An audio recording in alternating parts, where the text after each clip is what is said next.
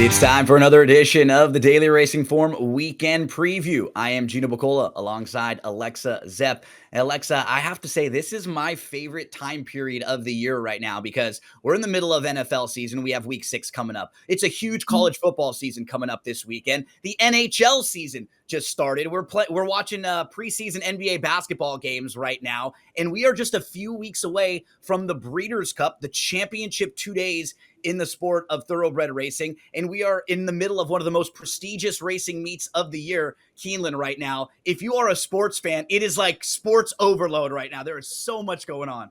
It's the best time of the year, and the weather's kind of turning. I just put the projector up on the porch to watch the sports games and the races out with the fire. Yeah, you can't complain. About the Dodgers because I'm so nervous right now. They got a big game coming up later on. I mean, everything is happening. Our focus this weekend is going to be at Keeneland. We're going to talk about a huge race, the QE2, the second challenge. That's going to go as race number 8 on Saturday, October the 12th over at Keeneland. In our second segment, we'll talk pick 5. And then in the last segment, we'll talk some Belmont at the Big A. They have a couple good stakes races over there. So the ladies get center stage this weekend. Alexa, let's take a look at this field for the Queen Elizabeth II Challenge Cup over at Keeneland. In race number 8, it's going to be the number 1 Pin Up Betty kicking things off. And this is a nice filly that likes a mile and an eighth. I'd imagine she'll be forwardly placed from the inside. The issue that I have with her, she's going to have to turn the tables on Waves of Mischief, who's gotten the better of her the last couple times. And Waves of Mischief is probably not the toughest of her rivals in here. So this is going to be a more difficult group than she's had to face. It is. She really is a consistent, good filly. Out of her 12 starts, she's only run 2, but her speed figures are consistent, and she's been in the money 8 out of 12 times. The 2 races she has won were at today's distance, so that's a plus. I can see playing her in the exotics, but Gino, I don't know how you felt looking at this race. I was like, oh my God. I can't even say on air what you texted me. I know. I was like, because then we'd get thrown off for FCC violations and stuff like that. But it's a difficult race. So competitive. It is so competitive. And I really usually like really competitive races because you get good prices. There's not going to be a super strong, heavy favorite. You can make a lot of good money, but I also like usually having some strong opinion in competitive races. And this one is just frankly very tough. So yeah, Pin Up Betty's going to have tough competition to face. Yeah, you're going to really have to put your handicapping hats on for this race. Every single horse you can make cases for and against. Caitlyn, her greatness comes down from a track that you and I love to play, Woodbine. And what was so impressive about her, Alexa, she actually beat the boys last time out in the King's Plate, which is the kind of Canadian version of the Kentucky Derby. So we know she can get the distance, no problem. She's proven on the grass, and she beat the boys. So she's kind of an interesting player. She is interesting, very talented, like you're saying, has a number of very fast workouts coming into this. So I like that a lot. She's super fit. I do think this arguably will be some of the toughest competition she's gone up against. And I think she'll need to improve off that King's Plate start. Again, can see using her for the price because 12-1 plus 1,200. I mean, those are really fantastic odds, but this is a tough field. And she's got some versatility to her, but I think with just that one race on the grass, we probably need to see just a little bit more from her overall on the green stuff. We get to the number 3, She Feels Pretty, and she does feel like one of the top contenders in here, Alexa. She goes out for the Cherie DeVoe barn, who just continues to step forward as like one of these big prominent barns now with tons of star horses under her care. The blinkers come on for She Feels Pretty. I'll say that while she won one of her 3 races this year, it's probably been a little disappointing for her because she's been the heavy favorite twice and been defeated.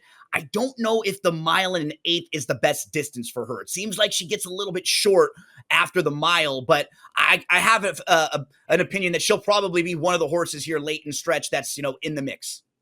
She'll be in the mix for sure. She'll be the tepid favorite in here, I'm guessing. Morning line 5-2 or plus 250. And I mean, yeah, you cannot ignore Cherie DeVoe right now. I mean, she is on fire at Keeneland. I mean, she's on fire all over the place, but at this Keeneland meet, she's won a third of her starts, been in the money over 50% of the time. So you really can't ignore her. But with how competitive this field is, I'd be hesitant to use She Feels Pretty. If she does go off lower than her morning line odds, I would want at least that 5-2 in order to bet her. Completely agree with you. When it's a competitive race, That means if you're giving chances to many horses in there, you want to bet the horses that are probably the biggest odds, that are going to give you the most value there. So, like moving to a horse like the number 4, Waves of Mischief, it just shows you how competitive this race is. This is a horse who's been in really nice form. She comes off a second place effort last time out at Kentucky. 2 back was a winner. If you're just looking at speed figures, she's not that far out of it. She's just also going to have to step up and face most likely the toughest group she's ever dealt with. Yeah, absolutely. She's been constantly improving, minus that one start at Woodbine, which was on synthetic and, not turf. And I'm pretty comfortable just throwing that out and ignoring that. She's also won here at Keeneland in April for her first start, going long on the turf. So we don't have to worry about, the distance surface combination there and this track. She does have a little bit of a similar running style to quite a few in here. She's, I think, going to want a stalking trip. So that's a little bit negative because I think that position is going to be coveted. I run the risk of sounding like a broken record in here. I can see betting her with the odds, but she's going to have to improve. Yeah, that's the thing with here. This is one of those races where you're probably going to be watching this race on Saturday, and there's going to be a couple horses that float up. Those might be the horses that you want to key in on. I got to get the voice ready for the number 5, Soprano. Soprano, I think a major player coming in from Ireland. This is a horse who most recently was 3rd behind Porta Fortuna, and that's going to be one of the favorites in the Breeders' Cup. She has faced really, really tough company, Alexa. She has, and this is the first time in the U.S. Ran that really decent race last out in Ireland in the Group 1 Matron Stakes. And I once asked one of my handicapping mentors, how do I really truly compare these foreign races to U.S. races? And he told me he feels like their grade 2s are like our grade 1s and their grade 3s are like our grade 2s. So their Group 1 races, I see, is a little bit higher level than our grade 1 races. So, I mean, she did really well in that spot. So I do have some confidence there. And as we get to the 6, I know Oversubscribed is a horse that you like a little bit, Alexa. So why don't you start us off talking about this one? Yeah, I like her a lot. She's a closer, usually coming from 4 or 5 lengths off. However, 2 back, she came from 19 lengths behind and won by 3. So essentially closed like almost 25 lengths. Her trainer is Chad Brown, who's won this race 4 out of the last 6 years. So this is his element. He's also been in the money 6 out of 10 starts this meet at Keeneland. So Oversubscribed, I think, is a big player. And you'll see in this short meet, a lot of these barns, you were just talking about this with Cherie DeVoe, they will have their horses primed and pointed for just the 4 weeks or 5 weeks that this meet goes. So you'll see them having all these horses cycling in, just ready to fire. The number 7, Buccola, is the next one we take a look at. I just feel like she might be a cut below this group, Alexa. Like really honest, capable of a big effort, but this is probably going to be a lot different group than what she's used to. I agree. She really was doing great and then just evened out. And, as a 3-year-old developing into her prime, I want to see that development and I'm not seeing it. So I'm going to pass. With Pounce, the question that I ask is, does she want the mile and an eighth? Pounce is certainly capable of big efforts and she could be forwardly placed in here, but does she want to get this distance? I'm not super concerned about the distance. I mean, last out was a shorter race than she'd been running and clearly didn't like that. So I do think she likes the longer distance. I think she'll want to be near the lead and has, some more gas early in the race, but also was able to close in one of her starts. So I do think Pounce is versatile. The number 9, Gros, was so impressive last time out because she faced She Feels Pretty. She Feels Pretty was the heavy favorite that day. And honestly, Gros just ran right by her. No excuses at all. She was just better. Flavian Pratt jumps back aboard for Brown. Talk to us about Gros. Yeah, I mean, another Chad Brown contingent in here. You have to pay attention to her. She's got one of the best last outs in the field. Won that grade 2 Lake Placid Stakes at Saratoga going long. She's a closer. I like her.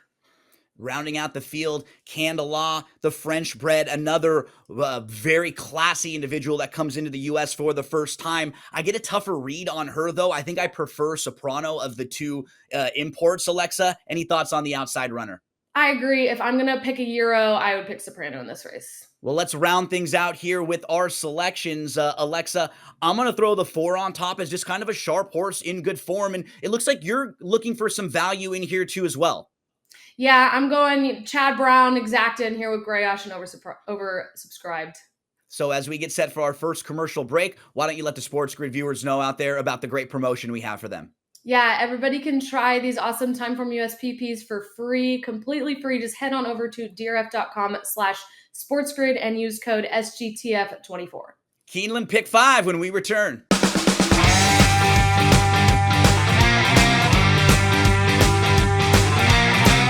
Well, for this week, we're going to play a pick 5 that starts in race number 6 at Keeneland on Saturday. It's going to be the late pick 5. Remember, it's like our version of a parlay. We have to have the winner of all 5 of the races, but along the way, we can use multiple horses in each race. It'll just cost us more money every time we do, so it'll be less for our return on investment. You don't want to go out there and use 5 horses and 5 horses and 6 horses in each race because it'll cost you a whole lot to play your ticket and you won't get a whole lot back. We'll spend $120 today. We have one single, and then we have some really nice prices in the races around that. So let's talk through our ticket. Alexa, let's start in race number 6. We have an optional $100,000 claimer. It just shows you how much money is up for grabs at Keeneland. This is a $130,000 purse. You're going to talk about the horse that we have to start things out in race number 6. Yeah, we like the 3 Bromley, 4.5 to 1. He's had 7 months off and then came back last month to run fastest race ever. He didn't win, but got second. And his trainer is really, really good with horses at this part in their form cycle. When they're on their second start off of a long layoff like that, he wins 32% of the time with over a $2 ROI. So that's a great stat. Also, the number 4 Giant Mischief. This should be the favorite in here. A little more than even money, and has hit the board 6 out of 7 lifetime starts. Most recently ran in the grade 1 Malibu and got 3rd place. Whenever they've put him in graded stakes, it's been a little over his head, but he'll be very competitive in here. He's not run since last December, so huge layoff, but he's got fast workouts, and trainer Brad Cox is good at having them ready for their first outs after these long layoffs.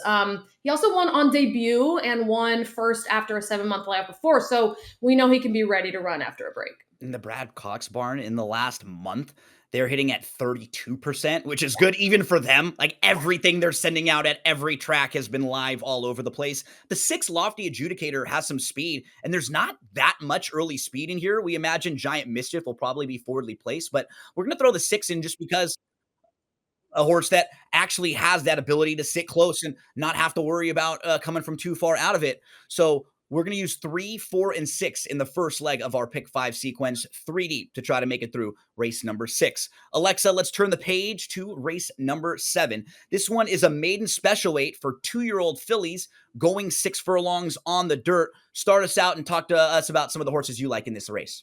Yeah, I like the 2 a lot. Contemplate 8 to 1 odds. She's an early pace horse and improved a lot from her first start to her second start.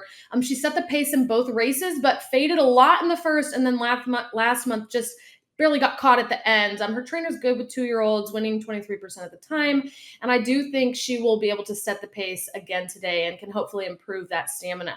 The number 12, My Lil Punky, fun name, 5 to 1 odds, is the other big pace horse in here. She's fast early, and of the horses that have run before, has the fastest speed figures. She got second in her last start by 7.5 lengths, but the horse that beat her by 7.5 lengths was Muhima, I think is how you pronounce it, Muhima, who was a first-time starter that they purchased for over $700,000. So no shade at all for her losing that last start.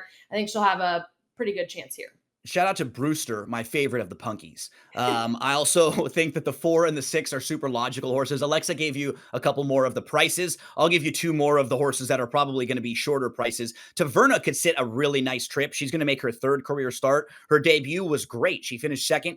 And then in her 2nd start, she had to deal with a sloppy track. So maybe getting back to a fast track could really help her. The 6 Keepsake, another horse for that Brad Cox barn that we just talked about, who's so hot right now, like Hansel. This is a horse who's a first-time starter, though, who's training really well in the mornings.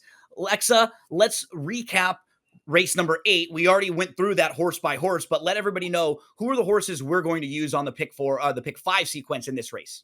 Yeah, we spread it in here. Like we said, it's a tough race. So we're going to use the favorite, She Feels Pretty, with trainer Cherie Nouveau, who's been on fire. The number 4, Waves of Mischief, at 12 to 1. Long Shot, who has won over the course before.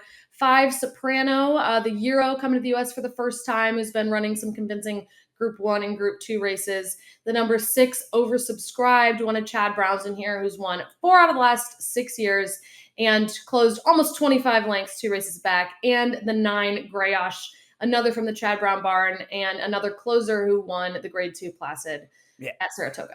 That is as difficult a race as you will handicap all weekend long, honestly. You can make a case for and against every single horse, and so the way that we approached the pick 5, we knew that was gonna be a hard race for us, so there was going to have to be somewhere else where we shortened up, and what we do is Alexa will send me her picks, I'll look at them, we go back and forth, and there's always a race or 2 where we have, like, one horse that we like together, and we'll try to come together and single in. For this one, it was Comorabino Amodier. That is the I there we wanted to go. hear you say that. There we go. I was working on it. I was listening to all the different track announcers at the tracks that he ran at. I liked Matt Dinnerman's pronunciation, I think best, who's over at Oaklawn. So I went with that one. Thank you, Maddie, for helping me out. The Japanese bred runner is just in really nice form, Alexa. It's just so hard to knock what he's done recently. He was in graded stakes races in his last 2 races. He ran really well in both of them. And we can just look at his last race and say a 1.125 was probably too far. Charlestown's also a unique track. It's a bullring style racetrack, which means the track circumference is smaller and it's a little bit different than the tracks that most horses run at. So some horses just don't really like it all that much. He actually ran pretty well there. He ran even better at Mountaineer when he was not far behind Hit Show. He just kind of feels like he stands out and he should be sitting close. Yeah, he's going to be the pace setter for sure in a race without a ton of pace, and has by far the best time from US pace figure. If you see that box on the screen that says 123, I mean, that is a stout figure. The next best in the race being 116. So the way we set up our ticket, we were basically down to like $30 a horse in the last race. So as many horses as we want to use, it'll cost us $30 each time we throw another one in. Alexa, why don't you mention the first 2 that we're going to use?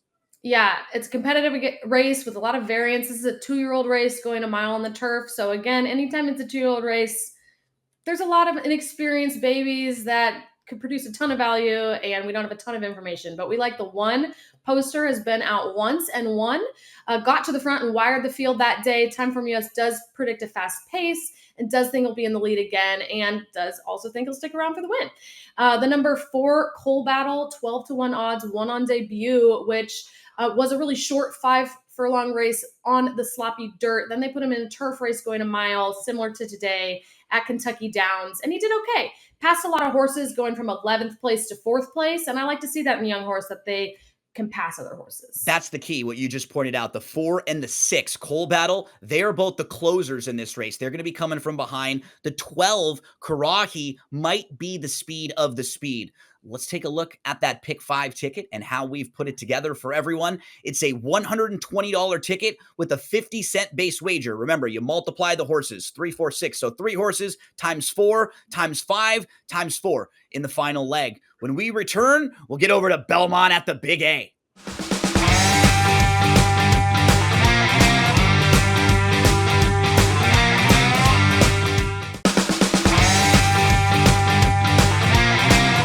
For our final segment today, let's head on over to Belmont at the Big A. This is going to be actually the final week we're in our final segment. We're still doing some handicapping. Alexa, the next couple weeks, we're going to have Breeders' Cup previews and probables and talk news leading into the big Breeders' Cup races, but we can still handicap a couple interesting races over at Belmont at the Big A. The first of those on Saturday, October the 12th, is going to be race number 5. It's the Grade 2 Sands Point, Alexa. And first off, we have to talk about the number 1. And am I allowed to say this name on the air? I feel like I'm not allowed to say this name.